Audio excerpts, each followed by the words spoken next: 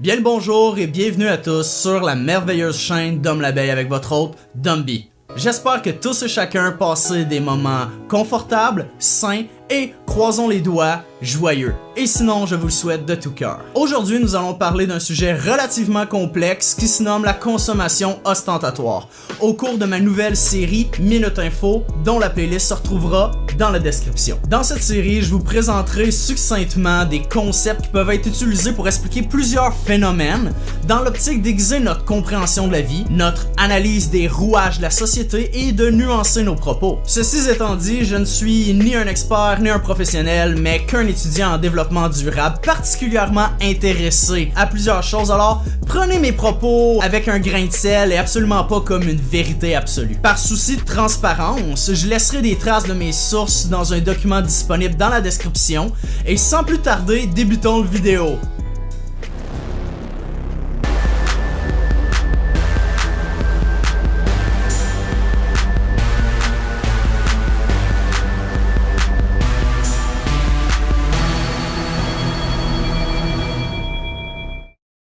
Selon moi, la consommation ostentatoire est un des enjeux les plus importants en ce qui concerne les trois piliers du développement durable, c'est-à-dire l'environnement, la société et l'économie, parce que ce concept est profondément ancré dans notre manière de consommer, évidemment, mais aussi dans notre manière de voir la société et les autres. Autrement dit, ce concept rentre en relation avec d'autres concepts que nous verrons dans des capsules subséquentes, soit les concepts de socialisation, d'hégémonie culturelle et de classe, voire même de la lutte des classes. Alors aujourd'hui, je tenterai de répondre aux questions suivantes. Qu'est-ce que la consommation ostentatoire? D'où ça vient? Pourquoi est-ce un problème? Et comment peut-on gérer le problème en tant qu'individu, en tant que société et dans le système mondial? La consommation ostentatoire est une manière de consommer qui priorise le prestige, c'est-à-dire les biens et services démontrant son statut social. Ainsi, en imitant le mode de vie de cette classe, le consommateur a l'impression de se rapprocher de cet idéal. Évidemment, tous les membres d'une classe sociale ne partagent pas exactement les mêmes comportements. Par exemple, il y a une différence entre ce que consomme une chanteuse rock, un président et une éminente scientifique, mais au cœur de leur achat se retrouve le désir, volontaire ou non, conscient ou pas, de se distancer des achats du petit peuple, de la plèbe, du prolétariat, ce qui laisse sous-entendre l'oligarchie, voire la plutocratie des nations industrialisées. Le terme fait son apparition en 1899 dans l'ouvrage Théorie du loisir, écrit par Thorstein Veblen. Cet économiste et sociologue fait la remarque que la bourgeoisie, les riches, gaspillent beaucoup, et qu'ils le font parce que l'objectif de leur consommation n'est pas de combler leurs besoins, mais bien de prouver par leurs achats qu'ils ne font pas partie de cette même caste que le reste de la population. C'est d'ailleurs pourquoi, toujours selon Veblen, lorsque le reste de la population imite la consommation de cette classe et que la valeur de ces biens diminue parce que la demande augmente, les bourgeois et aristocrates s'en délaissent, car elle n'est plus sélecte, elle n'est plus rare, elle n'est plus que pour les élites.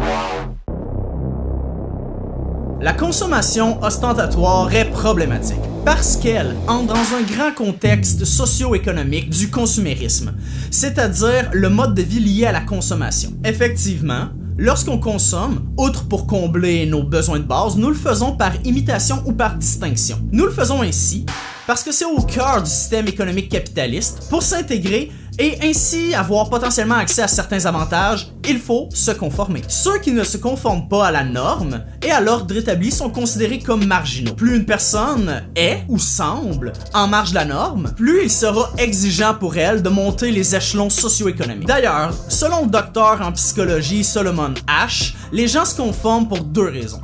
La première, pour éviter le conflit entre l'opinion de la majorité et celle de la minorité, et la deuxième, pour éviter le rejet de la majorité. Ces règles sont apprises par la population via ce qu'on appelle la socialisation. Les citoyens, ou consommateurs pour les entreprises, sont entraînés dès leur plus jeune âge à consommer et même à mettre en valeur les marques ou la provenance de leur achat. C'est ainsi que fonctionne non seulement la publicité, mais aussi les institutions comme l'école ou les médias. Donc, dans les cours d'école, par exemple, les enfants les plus cool sont ceux qui possèdent les biens les plus en vogue ou les marques les plus dispendieuses. Il est à noter ici que cela ne signifie pas que leurs parents soient nécessairement plus riches que les autres. La consommation ostentatoire c'est l'apparence de richesse, l'apparence d'opulence. C'est d'autant plus évident lors des événements comme les fêtes où certains enfants ont des plus beaux cadeaux alors que les autres se comparent et sont donc déçus. Cette manière de consommer provient indéniablement de l'hégémonie de la culture occidentale. Terme parfois utilisé interchangeablement avec domination, suprématie, l'hégémonie culturelle d'un État ou d'une nation est, en quelques mots,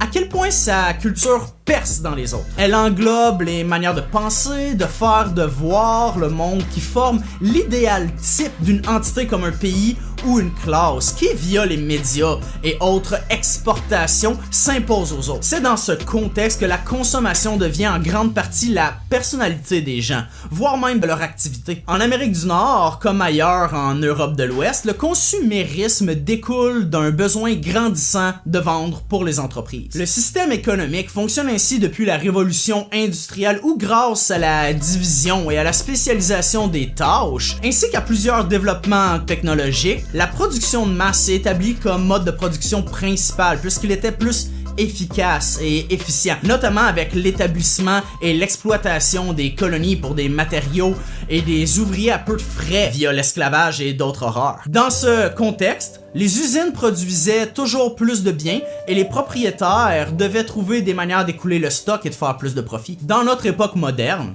le soi-disant exceptionnalisme américain a fait le tour du monde grâce à la mondialisation. Qu'on le veuille ou non, une grande partie des nations du monde embrassent le consumérisme, puisqu'eux aussi produisent en masse, dépensent en masse, consomment en masse et dépendent des mêmes mécanismes ayant les mêmes conséquences socio-environnementales catastrophiques. La consommation ostentatoire, celle-là même qui requiert de remplacer ses biens régulièrement en jouant avec la perception des consommateurs, celle qui nécessite de toujours acheter des vêtements de masse, celle-là même qui force les populations à s'endetter dans l'espoir d'un jour atteindre ou de faire semblant de faire partie des groupes ayant véritablement un pouvoir décisionnel, est bien connue des campagnes, marketing et des autres stratégies mercantiles des entreprises. Ne voyons-nous pas continuellement des personnes heureuses de consommer des produits? N'est-ce pas justement cette consommation-là qui rend heureux, qui leur permet d'avoir du succès romantique et sexuel, et même qui est synonyme de sentiment d'appartenance? Pensez-y, même avoir des femmes et faire des grosses fêtes avec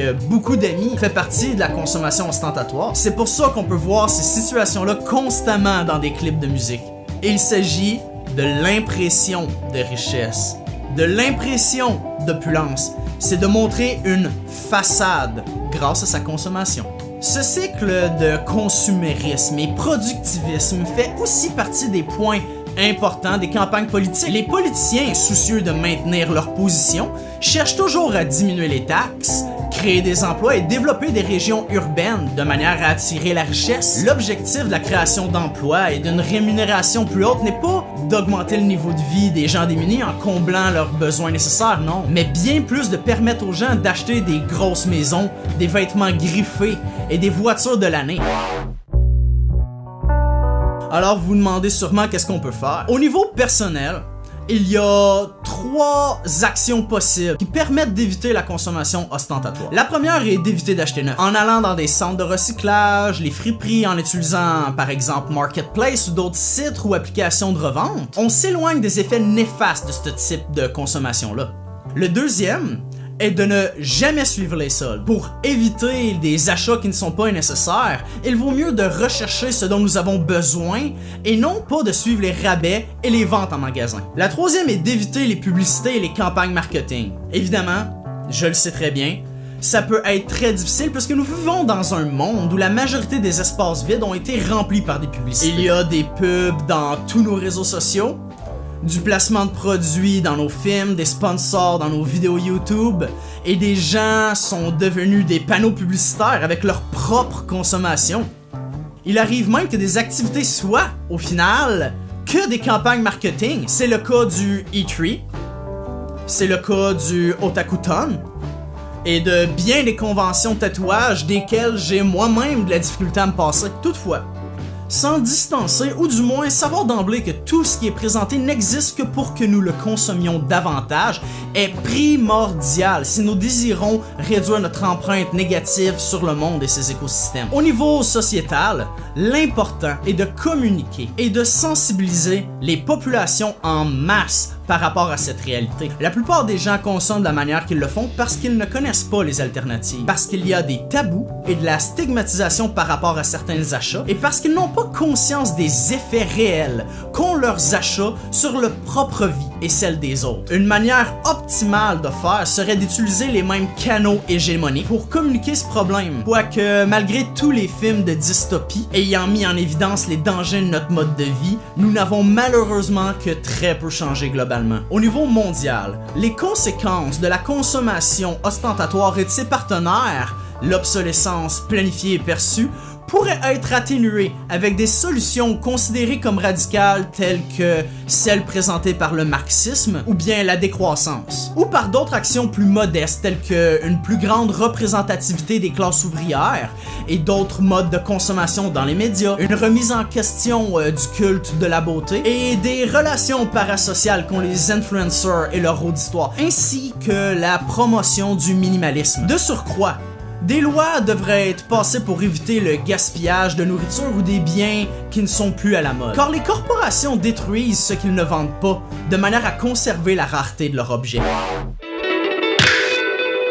Sauf si vous êtes un décideur étatique, à la tête d'une entreprise ou une personne richissime, il y a très peu que vous pouvez faire sur la scène nationale et internationale. Cependant, il existe des actions que vous pouvez faire pour éviter les effets pervers de la drogue douce du magasinage.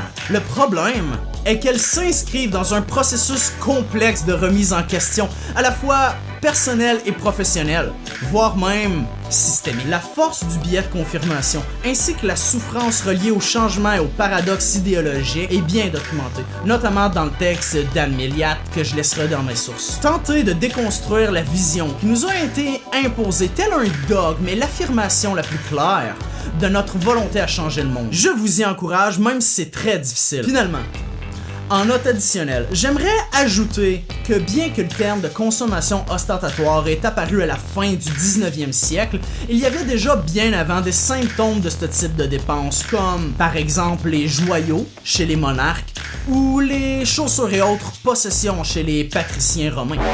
Voilou! J'espère que vous avez apprécié cette capsule de Minute Info. Laissez-moi un commentaire par rapport à ce que vous aimeriez que je parle à l'avenir. Et n'oubliez pas de liker et partager en masse. Bonne fin de journée et à la prochaine!